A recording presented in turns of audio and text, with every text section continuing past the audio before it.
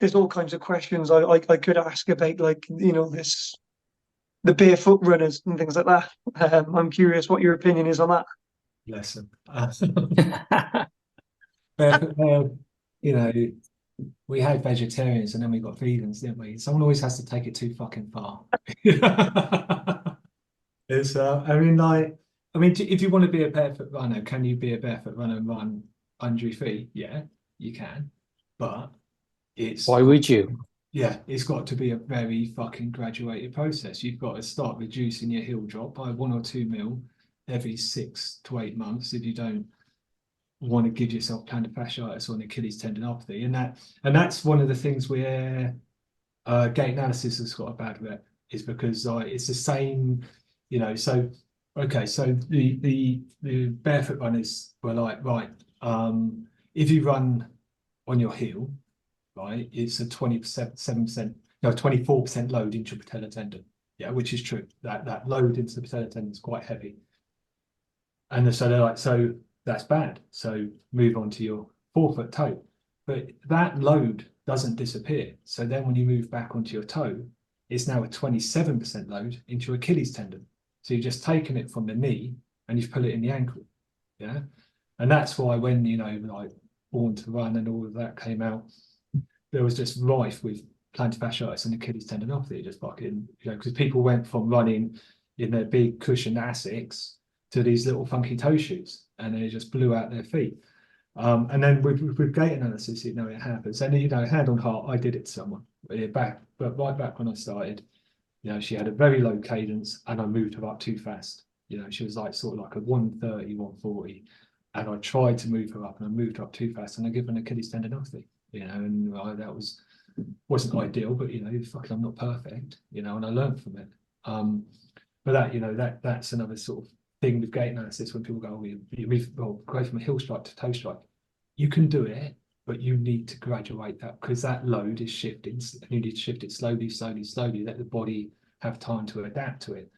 So if you want to go to barefoot, you can, yeah, but you've got to graduate to reduce the drop in your heel slowly, slowly, slowly. And over a course of maybe 18 months, 2 years, you can be barefoot. Why? Like, why do you want to spend that amount of time and that amount of expense on different fucking trainers to get yourself down to be? I mean, if that's really what you want to do, then I'm not knocking anyone who does it. Then fucking great, crack on. But surely that would only work if they were constantly in barefoot shoes. Because obviously they got to go to work, and they're not going to be in barefoot flat sole Oh yeah, but shoes. Yeah, but I mean, look at the shoes you go to work in, man. Like people go to work in office shoes, fucking rigid, hard shoes. It doesn't really matter. It's what you're running, it's what you're training. Okay. It's going to affect it. That's a good point, though. I know you mean, yeah, because if they're going from training 4 or 5 times a week barefoot, and then they go to work wearing a pair of high heels or a big pair of loafers or something, and it's like, I suppose then, like you said, that they're quite rigid. There's not a lot of support. Well, there isn't any support unless you work in a job where you can literally wear flip-flops, which I would be able to all year round if I wanted to. But yeah, I know it's a rabbit hole. We won't go there, but I mean, it's a very interesting conversation. But kind of on the work side of it, so I'm Yeah. barefoot as much as I can.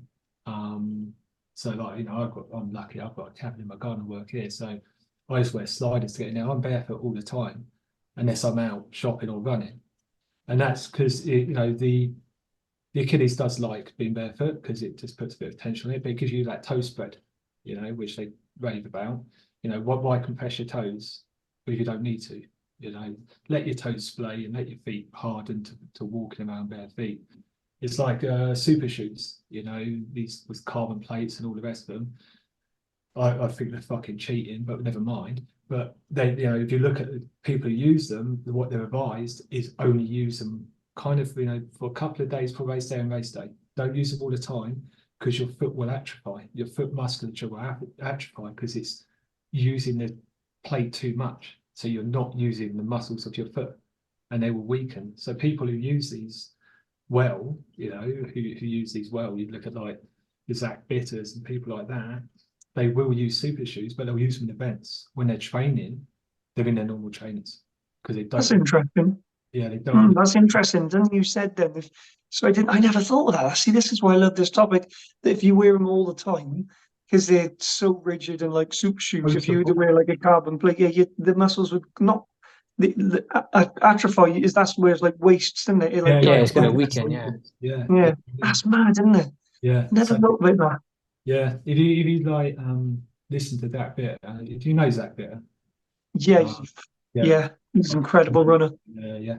But if you listen to how he uses his training, what I like about Zach Bitter as well, he's fucking very high level, but he is so open about everything he does. There's no secret to his nutrition, his training, anything. He like shares his knowledge to try and bring everyone up with him. Hmm. But that's how he uses them. He'll only use them. He'll From train a respect. little bit, but mainly for the event to get the Yeah, benefit, not to have the negative effect from them. class. Yeah. Wicked. Still makes me cheating bad, though. Zach, if you're listening, Zach, we love you. Yeah. Sorry, Dave. Sorry.